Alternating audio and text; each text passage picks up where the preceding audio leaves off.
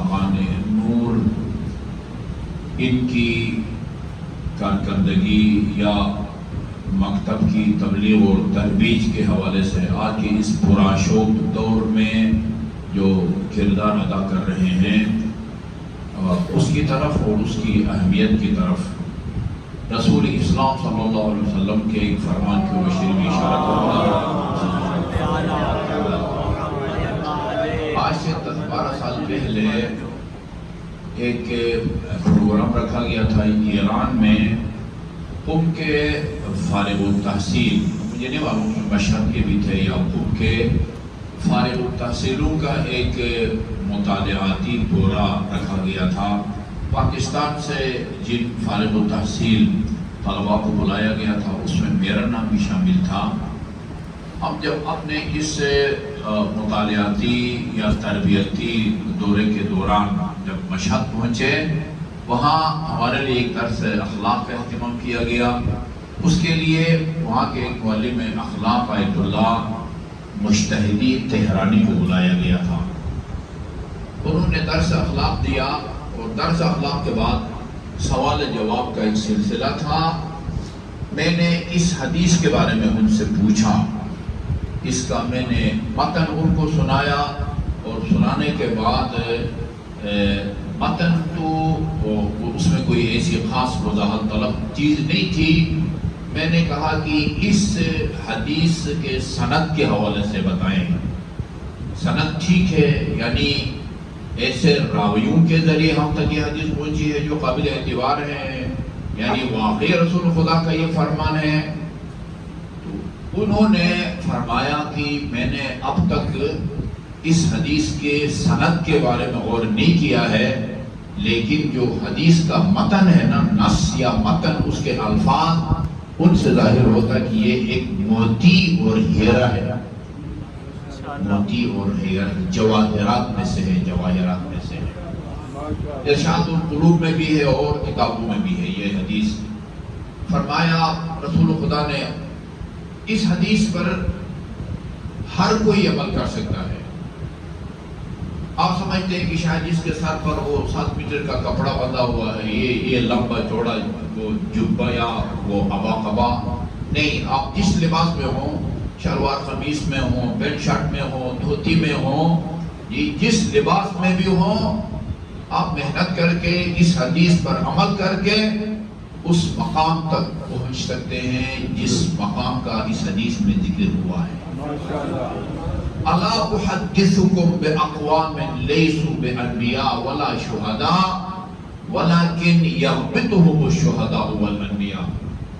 میں تمہیں بتاؤں وہ کون لوگ ہیں جو نہ تو انبیاء ہیں، انبیاء سے ان کا تعلق نہیں ہے، شہداء راہ حق بھی نہیں ہے.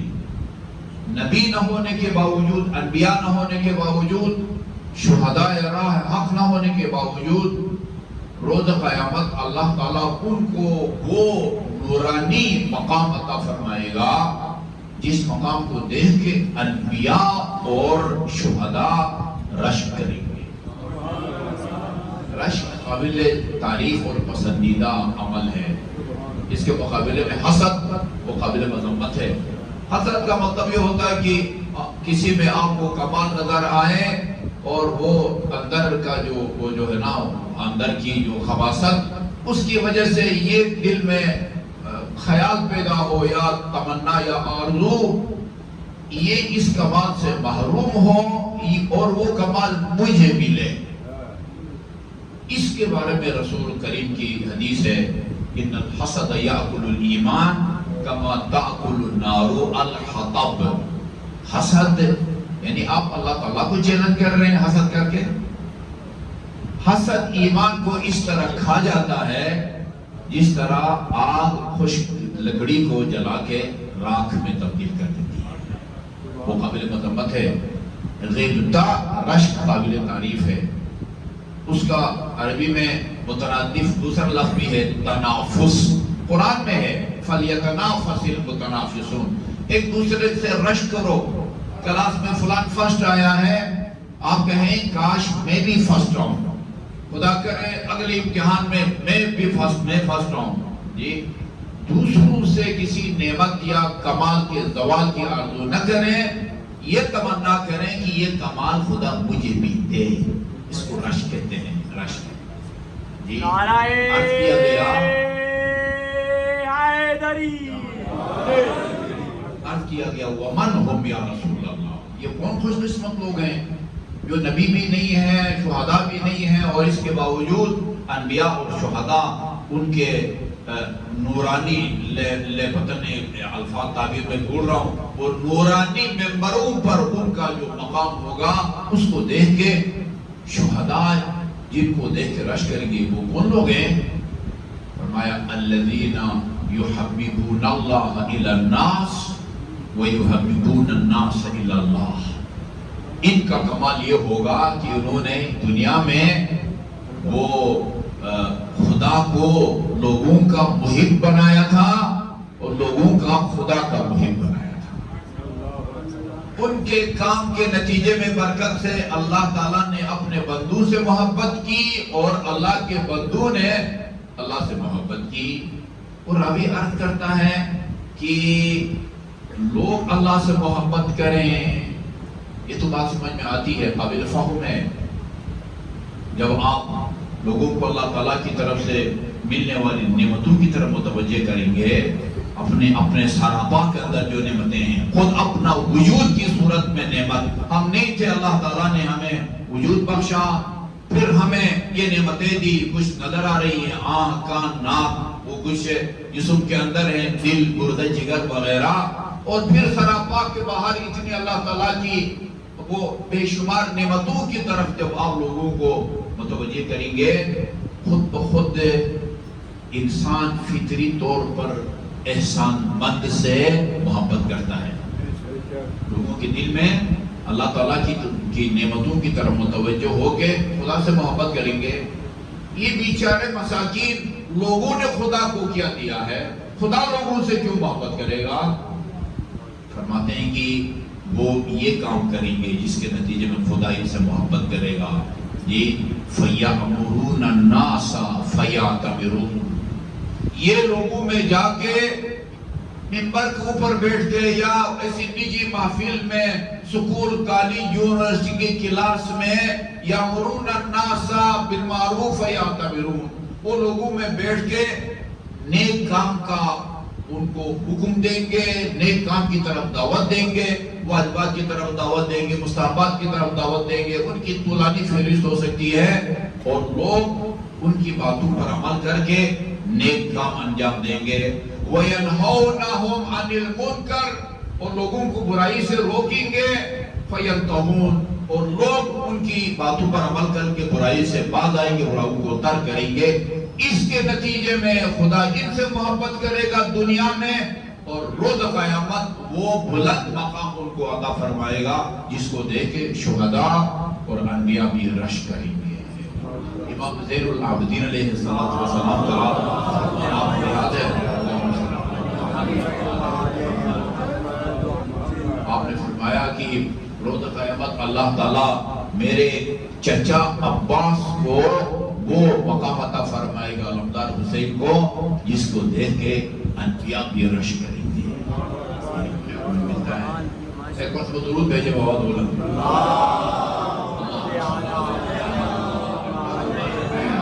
یہ روایت میں تقریباً ہر مجلس میں بیان کرتا ہوں، وہ پوری لمبی روایت بیان نہیں کروں گا. اس کا خلاصہ یہ ہے، حضرت نے معراج کے سفر میں یہ فرمان یہ لے کے آئے ہیں کہ جو فرشتے یا فرشتہ، آپ کی ملاقات میں صرف ایک فرشتہ سے ہوئی تھی، جو فرشتے یا فرشتہ دنیا بھر میں برسنے والی بارش کے قطروں کو گنتے ہیں، وہ محمد اور آل محمد پر جو صلوات ہے اس کا اجر اور ثواب نہیں لکھ سکتے ہیں.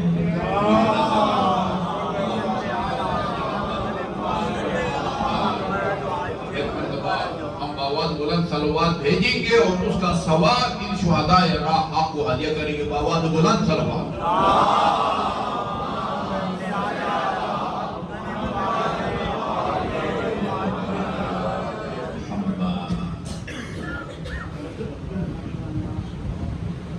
قرآن کی بہت ساری آیات اور مستند روایات کا یہ مضمون ہے کہ جو اللہ تعالیٰ کے دوست ہوتے ہیں وہ نہ صرف یہ کہ موت سے ڈرتے نہیں ہیں بلکہ وہ موت کی تمنا کرتے ہیں.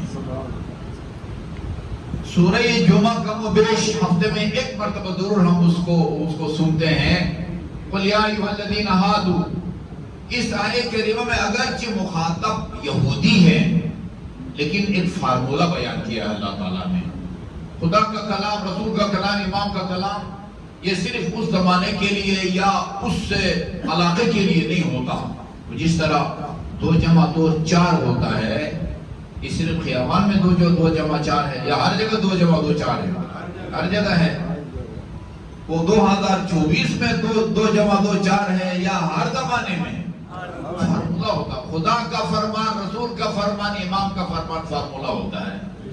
قُلْ يَا أَيُّهَا الَّذِينَ هَادُوا، اے صاحبان اے یہودیو، ان زعمتم انکم اولیاء للہ، تمہارا اگر یہ گمان ہے، تم اگر یہ سمجھتے ہو کہ تم خدا کے دوست ہو، اور لوگوں میں کوئی خدا کا دوست نہیں ہے، خدا کے دوست ہونے کی نشانی یا علامت یہ ہے فَتَمَنُّوا الْمَوْتَ. تم اگر اپنی اس دعوی محبت میں سچے ہو تو موت کی تمنا کر کے دکھاؤ، تب مانیں گے کہ تم خدا کے دوست ہو. پھر خدا خود فرماتا ہے وَلَا يَتَمَنَّوْنَهُ أَبَدًا، میرے حبیب یہ کبھی بھی موت کی تمنا نہیں کر سکیں گے. کیوں نہیں کر سکیں گے؟ فَذَلِكَ لِمَا قَدَّمَتْ أَيْدِيهِمْ، ان کو پتا ہے کہ ہم آگے کیا کچھ بھیجتے رہے ہیں، وہ موت کی تمنا نہیں کر سکتے. ولی اللہ، خدا کے دوست. یہ میرا خیال ہے گزشتہ جمعرات کو جامعہ اہل بیت میں نے درس اخلاق میں ایک روایت بیان کی تھی، کافی وزنی ہے، آسانی سے ہضم ہونے والی نہیں ہے. اس میں فرمایا، غالباً امیر المومنین کا فرمان ہے، من کانا ظاہرہ ازید من باطنہ، وہ جو جس کا ظاہر جو ہے نا وہ باطن سے زیادہ آراستہ ہے، وہ خدا کا دشمن ہے. یعنی یہ ایک نفاق کا شعبہ ہوتا ہے. ایک تو ہوتا ہے نا منافقین، جن کے بارے میں پورا سورہ نازل ہوا، گواہی دیتے تھے کہ اب اللہ تعالیٰ کے رسول ہیں، اور خدا فرماتا ہے کہ یہ آگے گواہی تو دیتے ہیں کہ اب اللہ تعالیٰ کے رسول ہے، لیکن خدا جانتا ہے، خدا بھی گواہی دیتا ہے کہ تو اس کا رسول ہے، لیکن منافق جھوٹ بولتے ہیں. عقائد میں نفاق خطرناک چیز ہے. وہ جہنم کا جو سب سے نچلا درک ہوگا، اس میں جو ہے نا وہ منافقین ہوں گے. دنیا میں مسلمانوں والے احکام ان پر لاگو ہوتے ہیں، لیکن وہ جہنمی ہیں. ایک عقائد میں نفاق ہوتا ہے، ایک یہ ظاہری دغلپن.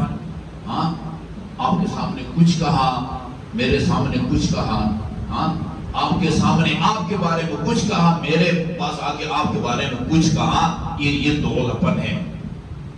رسول خدا نے فرمایا جو بآواز بلند صلوات بھیجے، یہ اس طرح کی منافقت زندگی میں اس سے دور رہتی ہے.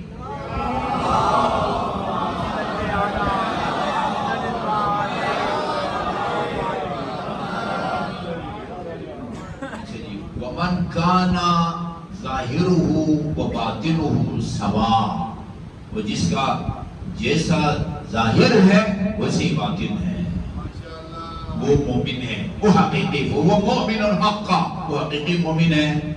وَمَنْ كَانَ بَاطِنُهُ أَزْيَنْ مِنْ ظَاهِرِهِ، اور جس کا باطن ظاہر سے بھی زیادہ آراستہ ہو، فَهُوَ وَلِيُّ اللَّهِ حَقًّا، یہ حقیقی معلوم ہے اللہ کا دوست ہے. اللہ کے دوست ہونے کی نشانی ہے.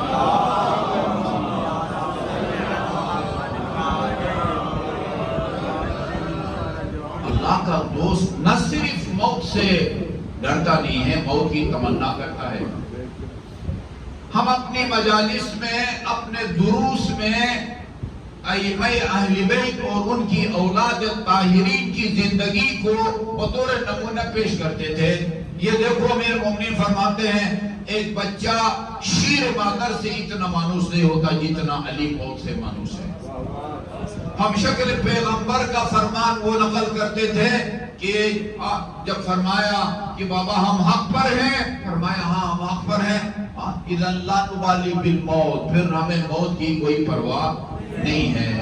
یہ شہزادہ قاسم نے جب کہا کہ وہ کل کے شہداء میں چچا میرا بھی نام ہے، آپ نے فرمایا بیٹے یہ پہلے بتاؤ کیف الموت عندک، موت کو کس نگاہ سے دیکھتے ہو؟ کیا جواب دیا تھا؟ احلا من العسل، شہد سے زیادہ شیریں. پہلے اہل بیت اور ان کی اولاد طاہرین کی سیرت کو مثال کے طور پر پیش کرتے تھے.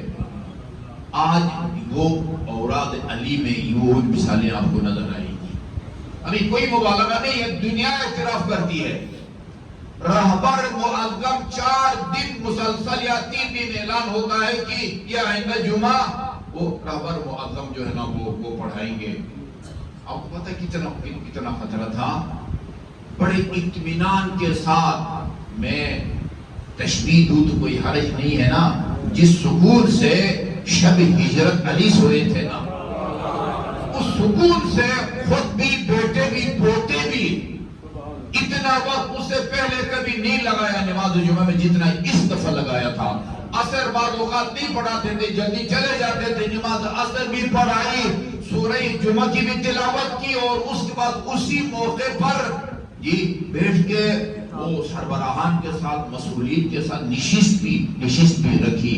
یعنی اسے پتہ یہ چلتا ہے کہ یہ اللہ تعالیٰ کے دوست ہیں, یہ ان کے دل میں خوف نہیں ہے. میں نے پڑھا ہے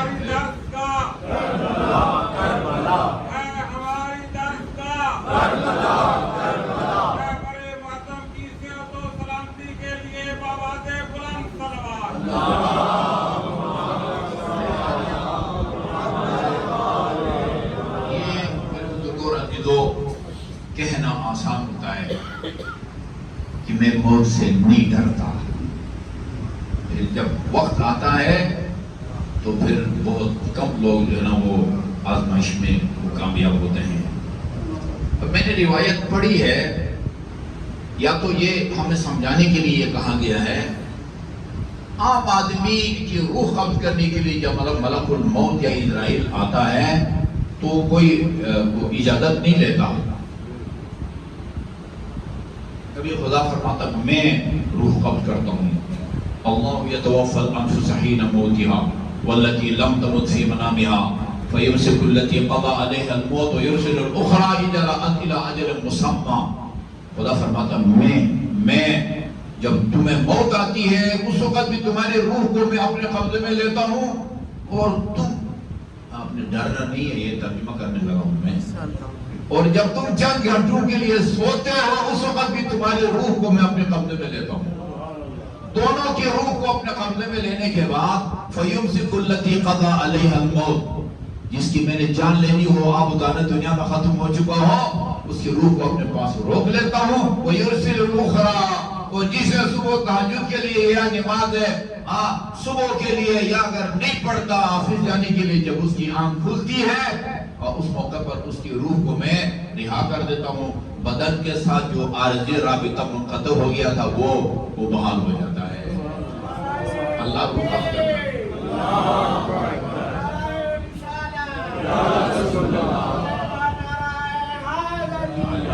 حضرت ابراہیم کے قبض روح کے لیے ملک الموت تشریف لائے. ملک الموت عرض کیا اللہ تعالیٰ کی طرف سے آرڈر ملا ہے, آپ اگر اجازت ہے تو میں آپ کی روح قبض کرنے آیا ہوں. دوسرے الفاظ میں جان لینے آیا ہوں. ٹھیک ہے نا, یہ جان لینے آیا ہوں. حضرت ابراہیم نے فرمایا کہ اچھا یہ میری ایک ریکویسٹ ہے, وہ ذرا اللہ تعالیٰ تک پہنچاؤ, دیکھو ادھر سے کیا جواب ملتا ہے. ہو سکتا ہے یہ مستوی ہو جائے. اللہ سے جا کے کہو کہ میں تیرا خلیل ہوں, دوست ہوں. کوئی دوست بھی اپنے دوست کی جان لینا پسند کرتا ہے؟ ملک الموت حضرت ابراہیم کا پیغام لے کے اللہ تعالیٰ کی بارگاہ میں پہنچے. وہ تو حضرت ابراہیم تو کہتے میں تیرا خلیل ہوں. کوئی خلیل دوست اپنے موت کو دوست کی جان لینا پسند کرتا ہے؟ اللہ تعالیٰ نے فرمایا میرے خلیل سے جا کے کہو تو کہیں اور نہیں جا رہا, میرے پاس آ رہا. کوئی دوست اپنے دوست کے پاس جانے سے گھبراتا ہے یا کتراتا ہے؟ جس کو اپنی عقبا انجام کا پتہ ہوتا ہے وہ نہ صرف موت سے گھبراتا نہیں ہے بلکہ موت کی تمنا کرنے لگتا ہے. دوسرا حصہ. تیسرا حصہ جو ہماری گفتگو کا ہے، ابھی چند دن پہلے آپ نے امام حسن عسکری علیہ السلام کا روزہ ولادت منایا ہے. اس میں آپ کی ایک طولانی وصیت پڑھ رہا تھا. وصیت کے یہ جملے، کچھ جملے امام جعفر صادق علیہ السلام کے کلام میں بھی ملتے ہیں، کچھ جملے اس میں ہے اس میں نہیں ہے. یہ جملہ صادق آل محمد کے کلام میں ہے، شیعتنا کونوا لنا زینا ولا تکونوا علینا شیئا. ہماری شیعوں ہمارے لیے زینت کا باعث بنو، ننگ اور عار کا باعث نہ بنو. امام حسن عسکری نے فرمایا، میرا خیال میں بہت جلی بہترین بینر بنا کے اگر لگا دیا جائے نا تو شاید بیجا نہ ہو. جروا الینا کل مودہ، ایسا کام کرو کہ تمہارے کام کے نتیجے میں لوگ ہمارے گرویدہ بن جائیں. لفظ ترجمہ بنتا ہے سب لوگوں کی محبتوں کو کھینچ لاؤ. ایسا کام کرو کہ جس سے لوگ ہم سے محبت کریں، ہم سے محبت. مجھے کہنے دے بزرگوں اور عزیزوں، ان شہداء راہ حق نے، ان حسن نصر اللہ اور حزب اللہ نے امام حسن عسکری علیہ السلام کے فرمان پر عمل کیا، وہ کارکردگی دکھائی، ائمہ اہل بیت کی وہ سیرت دنیا کے سامنے پیش کی کہ لوگوں کے دل میں اہل بیت اطہار کی محبت نے جگہ بنا لی. دو طریقے کا حکم ہے، یعنی لوگوں کو دین حق جو مکتبہ اہل بیت ہے اس کی طرف دعوت دینے کے دو طریقے بتائے ہیں. ایک، زیادہ سے زیادہ ہمارا کلام لوگوں کو سناؤ، اور کچھ بھی نہ کرو، ہمارا کلام سنا کے دیکھو وہ کیا اپنا اثر دکھاتا ہے. اذا سمع الناس محاسن کلامنا اتبعونا، سیدھی بات ہے.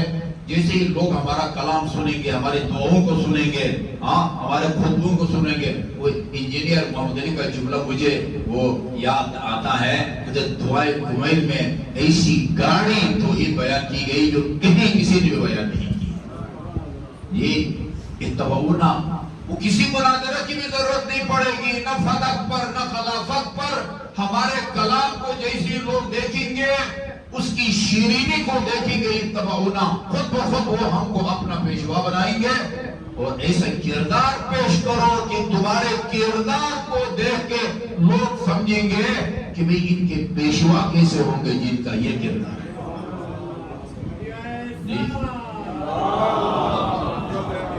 بہت سارے ویڈیوز اور کلپ جو ہے نشر ہوتے ہیں، وہ خالص عربی میں، بعد کا ساتھ انگلش میں ترجمہ بھی. ابھی چند دن پہلے میں تیجانی سماوی کا ایک چھوٹی سی کلپ سن رہا تھا. وہ کہہ رہے تھے میں نے اپنے ایک اہل سنت دوست کو وہ کتاب دی جو پہلی مرتبہ انہوں نے مکتبہ تشیع میں آنے کے بعد لکھی تھی. پھر میں ہدایت پا گیا. اس کے دو ترجمے ہوئے ہیں. ایک ترجمے کا نام ہے تجلی، وہ غالباً انڈیا کے ایک عالم دین مولانا روشن علی نے ترجمہ کیا ہے. دوسرا ترجمہ ہے پھر میں ہدایت پا گیا، ثم اہتدیت کا ترجمہ. کہتے میں نے ان کو اپنی کتاب دی، کہا اس کو ذرا پڑھیں دوست. اچھا، انہوں نے ایک امیر المومنین کا فرمان پیش کیا تھا، میں نے ابھی تلاش کیا، ابھی تک مجھے نہیں ملا. کہتے میں کوشش کرتا ہوں سب کے ساتھ اچھے تعلقات رکھوں. میں ہمیشہ امیر المومنین کے فرمان کو پیش نظر رکھتا ہوں، دوست 1000 بھی کم ہیں، دشمن ایک بھی بہت ہے. ایک ہفتے کے بعد میں نے ان سے کہا آپ نے میری کتاب کو پڑھا؟ کہا کہ نہیں پڑھا. کیوں نہیں پڑھا؟ چھوٹی سی تو ہے. تو کہنے لگے وہ ان کے سنی دوست کی، آپ مجھے شیعہ بنانا چاہتے ہیں؟ نہیں، میرا یہ مقصد نہیں ہے. میں نے کوشش کی ہے، کاوش کی ہے، پڑھے تبصرہ کریں. کہا میں آپ کی کتاب پڑھے بغیر شیعہ ہو گیا. کیسے شیعہ ہوئے؟ 3 دفعہ تکرار کیا انہوں نے، شیعتنی غزہ، شیعتنی غزہ، شیعتنی غزہ. غزہ نے مجھے شیعہ بنا دیا ہے. 2 طریقے سے ہم دین حق یعنی مکتبہ اہل بیت کی طرف وہ لوگوں کو دعوت دے سکتے ہیں.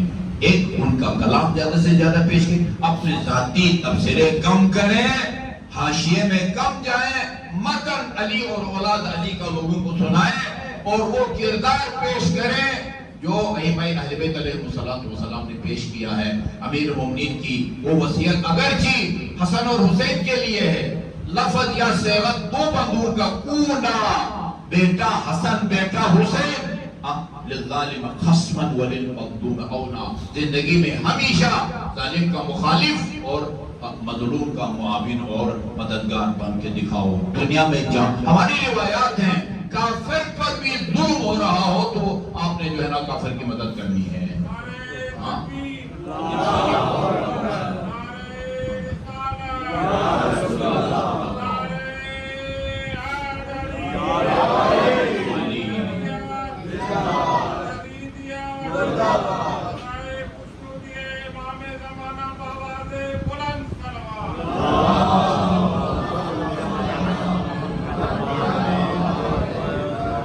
یاد ہو شہید محمد باقر صدر نے ایک جملہ کہا تھا امام خمینی رحمۃ اللہ علیہ کے بارے میں، ذوبوا فی الخمینی کما ذاب هو فی الاسلام۔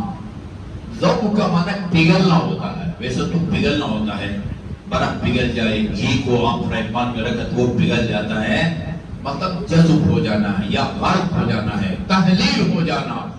وذوبوا فی الخمینی کما ذاب هو فی الاسلام، اس طرح خمینی میں گھل مل جاؤ یا تحلیل ہو جاؤ جس طرح وہ اسلام میں گھل مل گیا اور تحلیل ہو گیا۔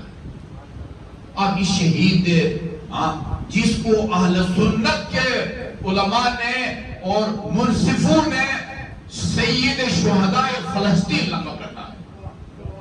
بہت سارے اہل سنت بھی شہید ہوئے ہیں، وہ اہل تشیع بھی شہید ہوئے ہیں غزہ میں، فلسطین میں، وہ جنوبی لبنان میں سید شہداء فلسطین جو ہے نا وہ ان کا وہ لقب پڑ گیا ہے۔ اب ان کے خطبات کو دیکھیں، یہ بندہ میں کہہ سکتا ہوں حسینیت میں ڈوبا ہوا تھا یہ بندہ۔ امام حسین کے خطبات سے وہ نعرے بنائے ہیں اور اس نے، اور ان نعروں کی بدولت اپنی حریت پسند مجاہدین کو انہوں نے میدان کارزار میں ہر وقت وہ جہاد کے لیے آمادہ رکھا تھا۔ میں ابھی اپنے گلگت میں تھا جب ان کی شہادت کی خبر ملی، جیسے کہتے ہیں نا واقعاً بجلی بن کے جو ہے نا یہ خبر وہ سب مومنین کو اوپر گری کہ حسن نصر اللہ کو وہ شہید کیا گیا۔ مجھے خدا گواہ ہے ان کی شہادت کی خبر سن کے اور پھر وہ حزب اللہ یا فلسطین کے مظلوم عوام کی جو کیفیت ہے نا اس کو دیکھ کے اور پڑھ کے اور سن کے مجھے وہ خیام حسینی کی وہ کیفیت یاد آئی جو کیفیت علمدار کی شہادت کے بعد ہوا۔ اليوم نامت اعین بک لم تنم وتصحدت اخرى فعد منامها۔ علمدار حسین کی شہادت کے بعد وہ کربلا کا جو نقشہ تھا اس کو عرب مرثیہ نگار نے پیش کیا ہے۔ اليوم نامت اعین بک لم تنم، اے علمدار حسین آج کے بعد عمر ساتھ کے لشکر کے سپاہی جو تیرے تصور سے سو نہیں پاتے تھے آج کے بعد وہ سکون کی نیند سوئی گئے۔ وَتَسَحَدَتْ أُخْرَى فَعَدَّ مَنَامُهَا، مگر حسین کے چھوٹے چھوٹے بچے نبی کی نواسیاں اور علی کی بیٹیاں جو تیرے تصور سے جی رہی تھی آج کے بعد ان کو سکون کی نیند نصیب نہ ہو۔ اب کربلا میں جائیں نا، میں تفصیل سے مسائل نہیں پڑھ رہا، کربلا میں جائیں، شارع القمہ ایک خیابان ہے، شارع اس کا نام شارع القمہ ہے، اس کے وہ ایک گلی کے اوپر لکھا ہوا ہے اِلَى كَفَّ الْعَبَّاسِ الْأَيْمَنِ، یہ راستہ اس جگہ کو جاتا ہے جہاں پر عباس کا دایاں شانہ قلم ہوا ہے۔ تھوڑا سا اور آگے چلے دوسری گلی آتی ہے، اس کے کونے کے اوپر تختی لگی ہوئی ہے اِلَى كَفَّ الْعَبَّاسِ الْأَيْسَرِ، یہ راستہ اس جگہ کو جاتا ہے جہاں عباس کا بایاں شانہ قلم ہوا تھا۔ دونوں شانے قلم کروانے کے بعد بھی علمدار حسین کے حوصلے اسی طرح بلند ہے اور بڑی اطمینان کے ساتھ خیمگاہ کی طرف تیز رفتاری سے آ رہے ہیں. ایک مرتبہ ایک تیر آیا مشق سکینہ کو لگا. مشق چھن گیا اور پانی بہہ گیا. اس کے بعد ایک ظالم نے آگے بڑھ کے ایک گرد کا وار کیا جس کے بعد علمدار حسین جی نے فرس پر سنبھل نہ سکے. آئیے باقی مسائل آپ کی والدہ گرامی جناب ام البنین سے سنتے ہیں. مدینہ جنت البقیع کے دھوپ میں بیٹھ کے اپنے 4 بیٹوں کی مرثیت پڑھتی تھی. مروان جیسا سنگ دل سنتا تھا تو اس سے بھی رہا نہیں جاتا تھا, وہ بھی بے ساختر ہوتا تھا. اس میں فرماتی تھی مدینے والوں, تمہیں پتا ہے میرا نام ام البنین نہیں ہے, میرا نام فاطمہ ہے. میرے 4 شیر جیسے بچے تھے, ان کی وجہ سے میں ام البنین کہلاتی تھی. آج کے بعد جس نے مجھے بلانا ہو فاطمہ کے نام سے بلائے, اس لیے کہ بنین کا نام سنتی ہوں مجھے اپنے 4 شیر جیسے بچے یاد آ جاتے ہیں. اس کے بعد فرماتی ہیں بیٹے عباس, مجھے لوگوں نے بتایا کہ ایک ظالم نے آگے بڑھ کے تیرے سر پر گرز کا وار کیا. بس میں سمجھ گئی کہ اس وقت تیرے دونوں بازو تیرے بدن پر نہ ہوں گے, ورنہ کسی عمر ساتھ کی سپاہی کی کیا مجا کہ تیرے دونوں ہاتھ موجود ہو اور اتنا قریب آ سکے کہ سر پر گرز کا وار کرے. بس اداکاروں ایک جملہ اور سنیے. علامہ صادق نجمی 3-4 سال پہلے ان کا انتقال ہو گیا ہے. انہوں نے امام حسین کے خطبات پر مشتمل کتاب لکھی ہے, اس کا نام ہے سخنان امام حسین. مولانا علی مرتضیٰ دیوبند نے اس کا اردو میں ترجمہ کیا ہے, خطبات امام حسین. حضرت عباس کے ذکر میں انہوں نے لکھا ہے, کربلا میں ایک مومن نے علمدار حسین کو خواب میں دیکھا. ایک نیک صالح بندے نے علمدار حسین کو خواب میں دیکھا. علمدار حسین نے اس سے کہا, فلان خطیب سے کہو تم جب میرے مصائب پڑھتے ہو میرے عزاداروں کو میرے سارے مصائب نہیں سناتے, مکمل مصائب سنایا کرو. خواب میں عرض کیا, آقا میں ان کی مصائب کو مجلس کو سنتا ہوں, وہ مصائب میں بیان کرتے ہیں. آپ کا دایاں شانہ قلم ہو گیا, بایاں شانہ قلم ہو گیا, مشق سکینہ چھن گیا, سر پر گرز کا وار ہو گیا. اور کون سی مصیبت رہ جاتی ہے وہ جو خطیب بیان نہیں کرتے. فرمایا اسے کہو آئندہ جب بھی میرے مصائب پڑھو اس جملے کو مصائب میں شامل کرو, اور میرے عزاداروں سے یہ پوچھو جب بھی کوئی انسان کسی بلندی سے گرتا, وہ سواری کے پشت سے گرے, درخت سے گرے, کسی پہاڑ کی چوٹی سے گرے, بے ساختہ دونوں ہاتھوں کا سہارا لیتا ہے. جس کے دونوں شانے قلم ہو چکے ہوں, ذرا تصور کرو زمین پر گرا ہوگا تو کیسے گرا ہوگا.